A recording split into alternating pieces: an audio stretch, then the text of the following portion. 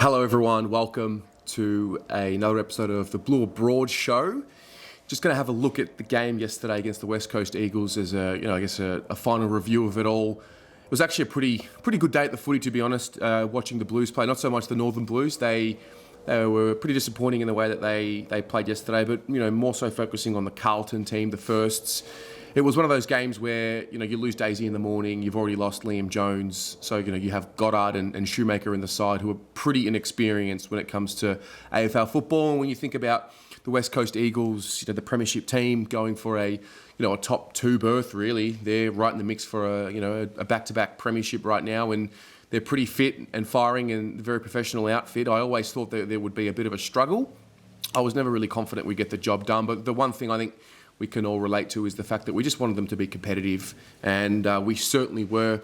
It was really a case of the bigger brother beating up on the little brother in a sense. You can just tell how far ahead they are for us, and that's a good test. I think overall that's the main thing that I took from that game. It was we found out exactly what we needed to do to improve, and the one thing strategically that I think we'll need to get better at moving forward is the way that we move the ball from defense to offense. So what we've got right now is an ability to, knock the ball forward, apply forward pressure, and lock it in our forward half. But the one thing the West Coast Eagles do very, very well is the way they move the ball moving forward when, sometimes you just can't lock the ball in the forward 50 and bang it on the boot. We saw that whenever we tried to do that. You've got Jeremy McGovern and the like who just picked it off, and that's not how you beat the Eagles. You need to beat them by cutting them up throughout the ground. So for us, we're starting in the defensive 50 here. It's the ability to kick wide, kick back in, and then go wide again, and that's something that the Eagles do really, really well. They've got some super kicks. Lewis Jetta's definitely one of them. McGovern's one of them, and just the zigzaggy type of movement around the ground is really how I think we can improve. We've got the ability to switch pretty well. We're getting there. Our ability to engage in the contest and get handballs out and create space is okay, but the short kicking throughout the ground is just something that I don't think we're quite doing just yet. I think we've got the cattle to do it. I think we need to probably add one more player in this off-season or two more in this off-season period to help with that. I think Samo's definitely one that can do that. I think Doc is definitely one that can do that. So one more would be very handy. And that was it. A 4-goal defeat at the hands of the reigning premiers is something I think we'll certainly take. So moving on to the team, I'll give some player ratings for this one. So in the backline, Hugh Goddard, Jacob Wiedering and Nick Newman. It was a tough day for Hugh Goddard. I thought he looked like a guy that was a little unfit. I don't think he was fully fit to play. I think obviously, Liam Jones coming out meant that Goddard was in out of necessity. Well, that's how it felt to me. I thought there were moments, and I was at the game watching, and there was a particular moment in that third quarter where he was just hunched over and he just cooked. He just,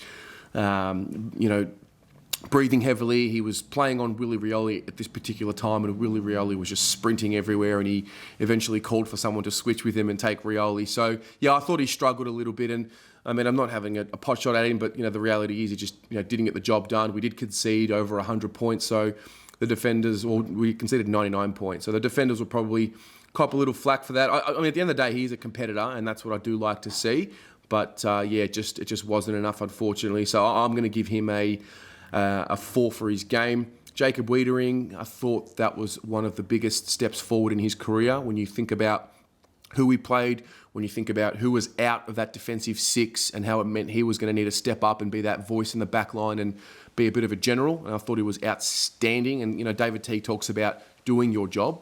And I thought Jacob Wiedering did his job as good as anybody else on the field yesterday. I think when you talk about Josh Kennedy and him getting back into form and just limiting him to 5 possessions for the game, and he had no influence on the game, Josh Kennedy, at all. So well done to Jacob Wiedering. I'm giving him a 9 for his game. The only thing that's really stopping me from giving him a 10 is the fact that we conceded 100 points, so 99 points. So that's how I found Jacob's game, and I'm really relieved for him because he's really showing growth with a performance like that. Nick Newman, I mean, I'm going to give him a 9 as well. But that is as good as a game as you're probably going to get from a halfback flanker. I mean, he's kicked 4 goals. There is an argument to be made that he also had 4 kicked on him and nailing 4. I know that in this day and age, there aren't too many one-on-one matchups, but I think, whenever Liam Ryan went forward, I did see Nick Newman just sort of there. And yeah, I don't want to take away from how good Nick Newman was, because he was fantastic. And that's probably his third, really A-grade elite game. I think this one with the Swans game and the round 1 game against the Tigers were his best 3. And he's had a really steady season, and I'm really happy with him. So well done to Nick Newman. Halfback, Sam Petrevski-Seton, Lockie Plowman and Cade Simpson. I thought Samo was nice yesterday. He had a 22 possession game. Like I said, he's got that ability to cut up sides with his kicking, and we know he's good on both sides of his body. I thought it was a solid game from Samo, and that's something where I want to see him elevate to his minimum standard. I'll talk about that a lot. If he can raise the bar to this 22 possession type game as the bare minimum for him, he's going to be a fantastic player. And I'm looking forward to seeing him play more in this halfback role. Really loved his game. I'm giving him an 8 for his game. Lockie Plowman.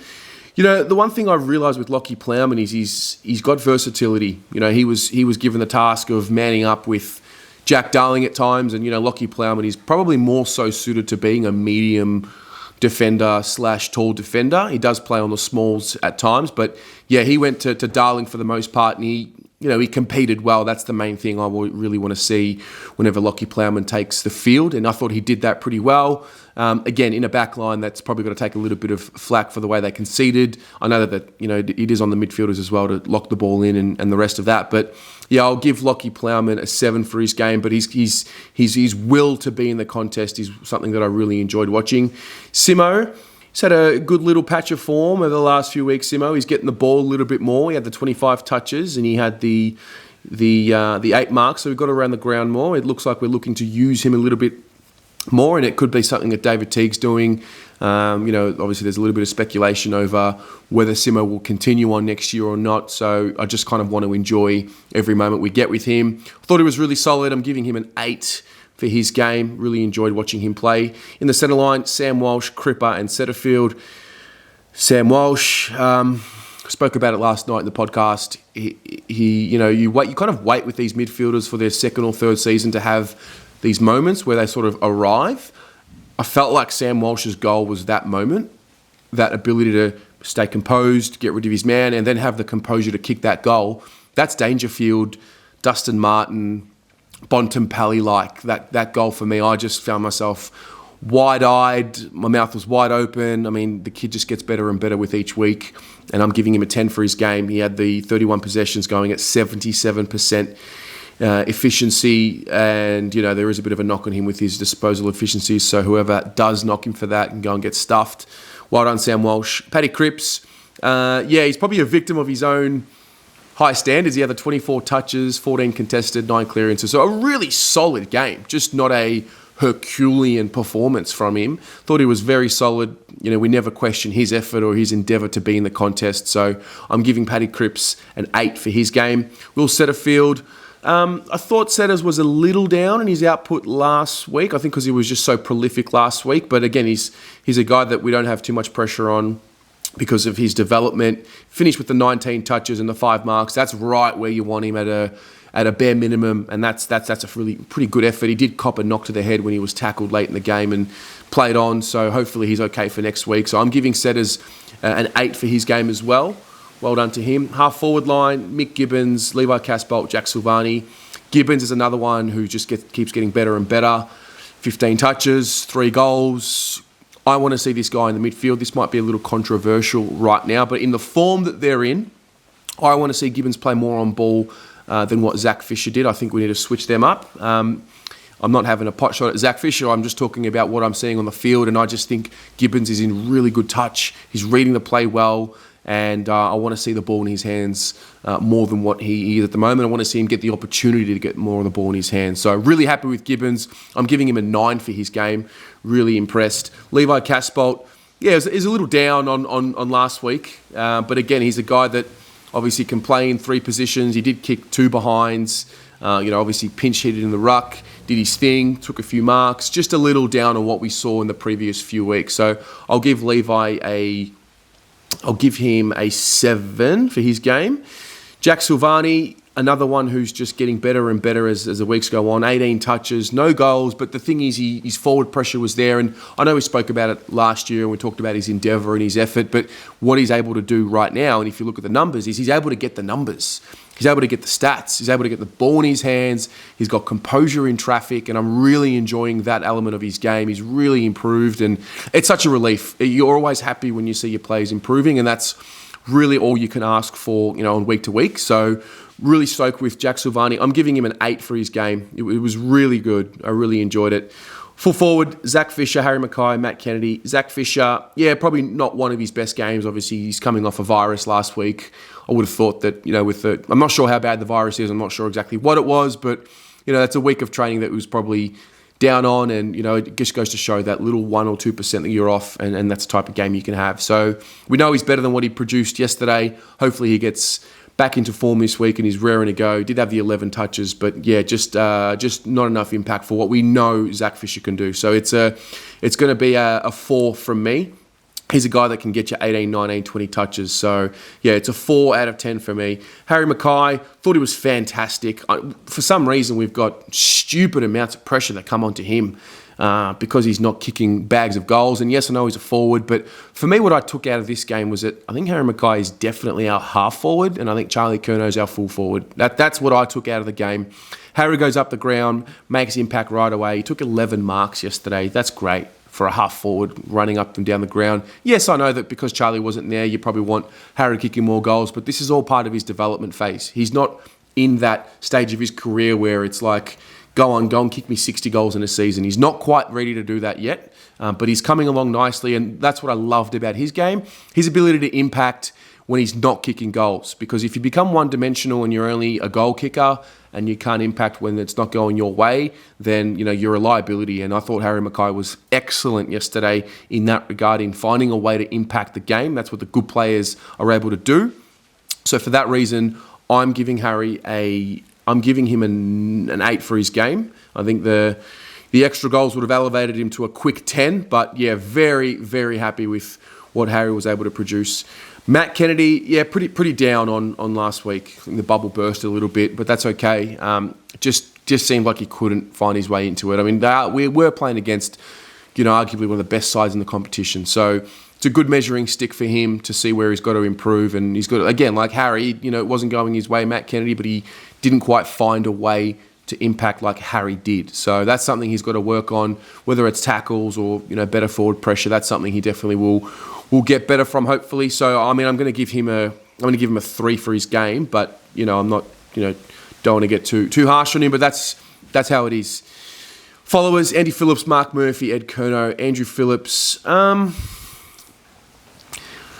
He won the hitouts, 30-23 with Hickey. I just felt like Hickey was on top of him for the entirety of the game. I thought he competed really well, and that's all you can really ask from your ruckman.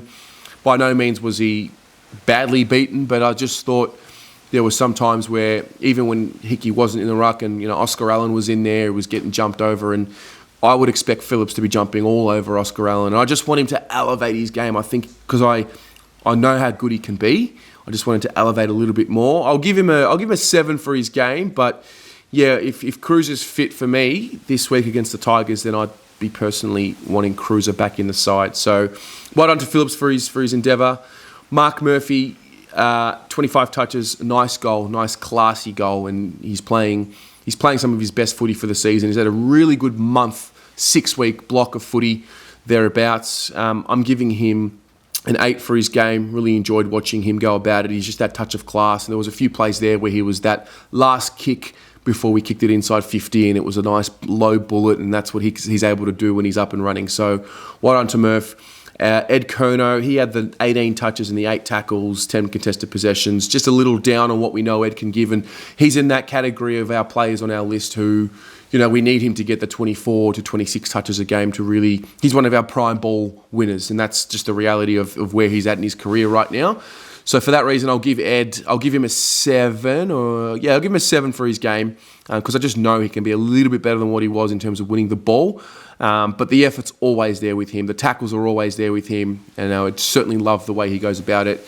Interchange bench, Lockie O'Brien, Lang, Shoemaker and DeLuca. Lockie O'Brien, I thought, took a step in the right direction in terms of just getting his way into the game. He had the 18 touches.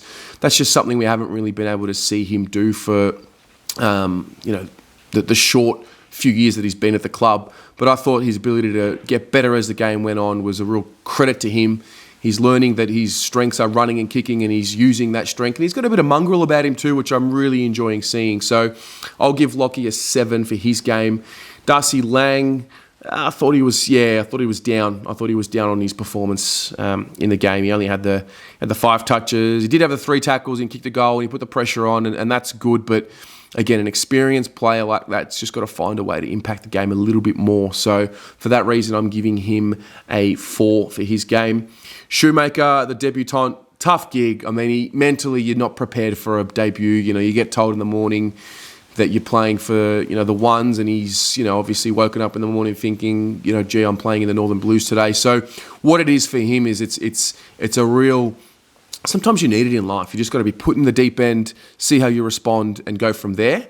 And I thought he was okay. I'll give him a 4 for his game. Got better as it went on, and hopefully he learns from that. So looking forward to that. As we finish up here, Josh DeLuca, love his pressure, love his endeavour, love his attack on the ball. He ended up with the 11 touches, didn't kick a goal, but that's okay. He's one that I just really enjoy his attack on the footy, and the more midfield time he spends, the better he's going to be for it. I think he's just got to earn the right to get in there eventually. So I'll give him a 6. It was just above a pass mark for me, but again, love his endeavour on the ball, and we'll go from there. So that's how I saw it. What about you? How did you see the game? Let me know in the comments below, and looking forward to this week.